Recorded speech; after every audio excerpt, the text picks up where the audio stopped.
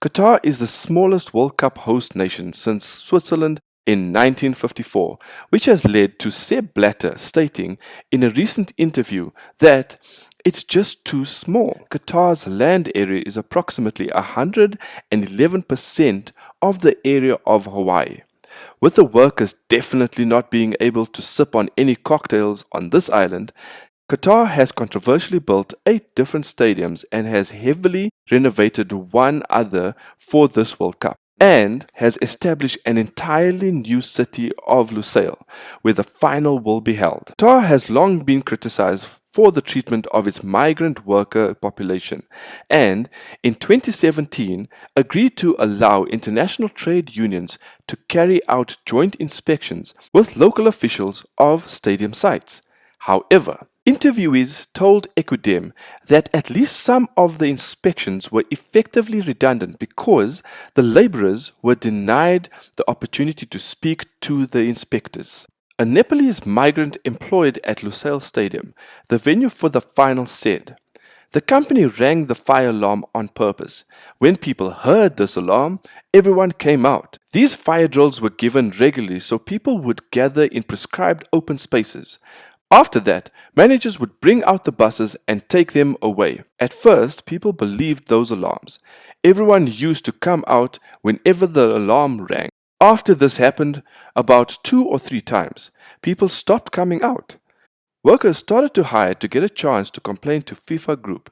Then, the company started checking if anyone was still on site. Anyone was caught hiding, they were either sent back home or had their salary deducted." Controversially, a sports mail investigation found that the deaths of 2,823 foreigners of working age have gone unexplained since the Gulf nation was awarded the tournament in 2011. The Supreme Committee has recorded only 3 deaths at World Cup stadium sites and none at Lusail.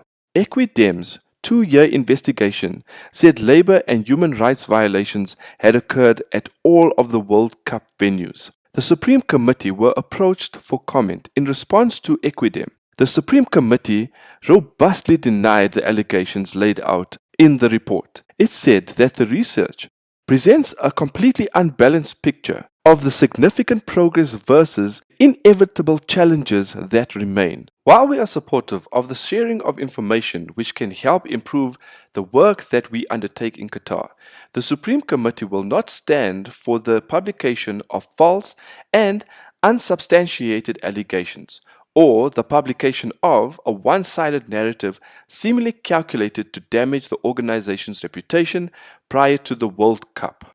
4 of the construction companies who worked on World Cup venues responded to Equidem's allegations. Each of them denied all the allegations relating to their projects on stadium sites. Now, let's have a look at some of the stadiums that are being prepared for the matches up ahead.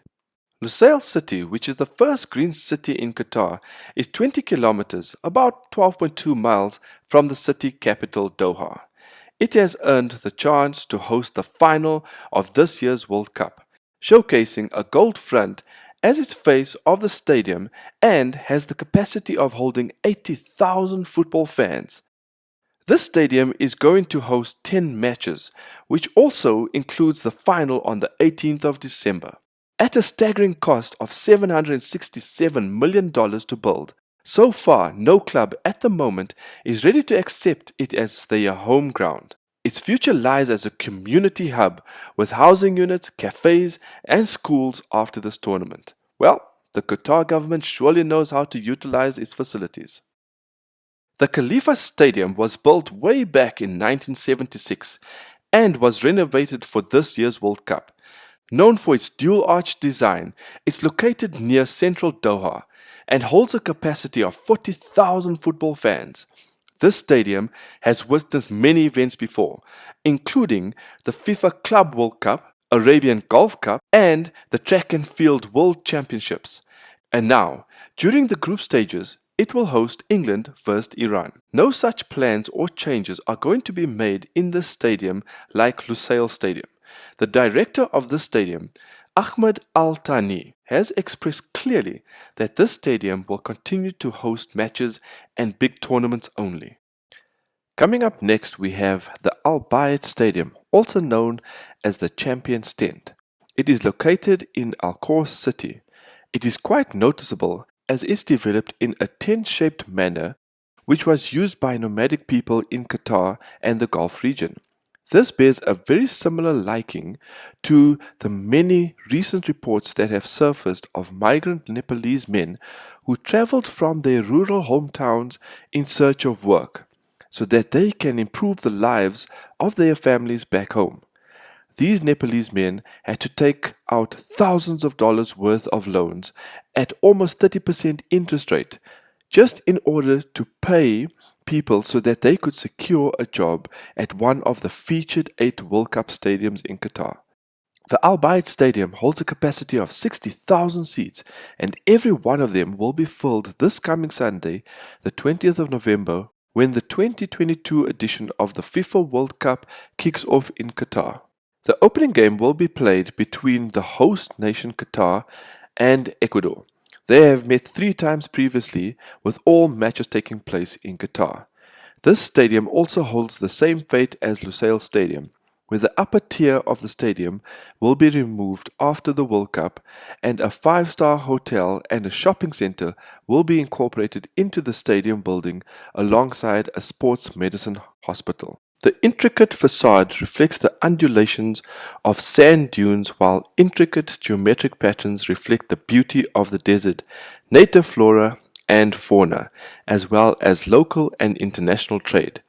This is how the organizers have described the Ahmed bin Ali Stadium, which is located about 20 kilometers, roughly 12.2 miles west of Doha in Al Afay, on the edge of the desert. It has the capacity of holding 40,000 spectators, with the exclusion of roughly 6,000 Argentinian fans who have been banned from all stadiums in this year's World Cup. They have been excluded for belonging to Barras, which translates to violent fans, for participating in violent acts, for illicit associations such as trapitos, which translates to banned street businesses, and for owing maintenance payments. That's right, for owing maintenance payments. In June, the National Secretary Ministry signed a cooperation agreement with the Qatari embassy to prevent violent Argentinian fans from attending this year's World Cup. This comes after the recent announcement made by their local hero Lionel Messi that this will be his last World Cup. There has been an even greater interest from his superfans and football fans alike from all over the world, who are now flocking to see their hero in action playing for his country for the last time. Messi and Ronaldo have never won a World Cup, despite claiming enough silverware to fill 2 museums. It is one of the most asked questions on Google, and while Messi has won a record 7 Ballon d'Or awards and Ronaldo 5, neither have lifted the World Cup trophy. Will this edition of the FIFA World Cup finally bring joy to Messi for his swan song World Cup? Just like the Khalifa Stadium, Al Wakra, also known as Al Junaib Stadium, is the first World Cup stadium to be built from scratch in Qatar. It will hold a capacity of 40,000 seats during the World Cup in 2022, but will be reduced to 20,000 seats after the tournament is over. Top tier of this stadium will also be broken down after the World Cup and donated to a country that is in need of infrastructure. It has a unique cooling system. The heating, ventilation and air conditioning system installed at the stadium will cool the spectator area using an underseat supply terminal at low velocities. It will also have a pitch cooling system comprising of 8 air handling units that will run along the pitch below the spectator seats.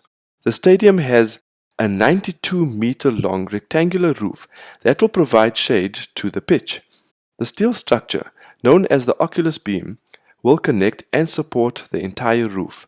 6 group matches will be played at this stadium featuring the following national teams: France, Switzerland, Cameroon and Denmark. The final game for the stadium will be during the knockout round of 16 on the 5th of December. The Al Tumami Stadium, which is named after a native tree found in the region of Qatar, is located near the center of Doha and holds a capacity of 40,000 fans. Pays homage to the kafaya, which is a traditional Arab cap worn by men and boys. After the tournament, this arena will be then used for football and for sporting events. A sports clinic and a hotel will be built on site. The stadium capacity will also be decreased to 20,000 seats post-World Cup.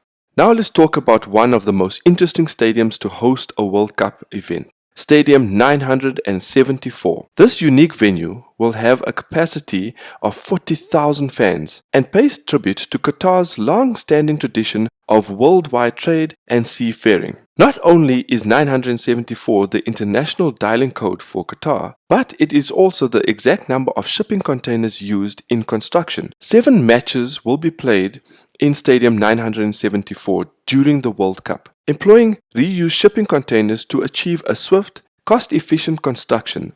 The massive modular structure lends a memorable atmosphere for fans and players alike. Following the tournament, the stadium will become home of the local Al Wakra Sports Club football team. Qatar is one of the world's richest countries and administers everything that can be put into use, let alone stadiums being put into use. The bill being paid by Qatar for the most expensive World Cup ever held is set to rise to fantasy levels. This tournament is the most expensive World Cup, with the country spending nearly $300 billion on infrastructure and construction. With only a few days left till kickoff on the 20th of November, the gleaming new stadiums that cost more than $6.5 billion are ready. A driverless metro system with a price tag of $36 billion serves 5 out of the 8 venues. Locals will get access to discounted ticket pricing, but for everyone else, group stage tickets will cost between $70 to $220 and knockout matches between $600 and $1,600 per ticket. Tickets are currently sold out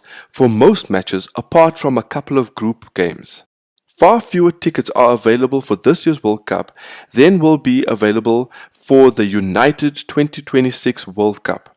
So I guess Sepp Blatter was right. With over 40 million spectators watching 900 matches in 21 World Cup tournaments, has the road already been paved for this year's Qatar World Cup, which has been marred by controversy, to end in failure, or will the super fanatical football fans raise their voices to cheer on their national teams, making this 2022 edition of the FIFA Football World Cup a success we will always be talking about? So, what do you think about today's video? Share your opinion.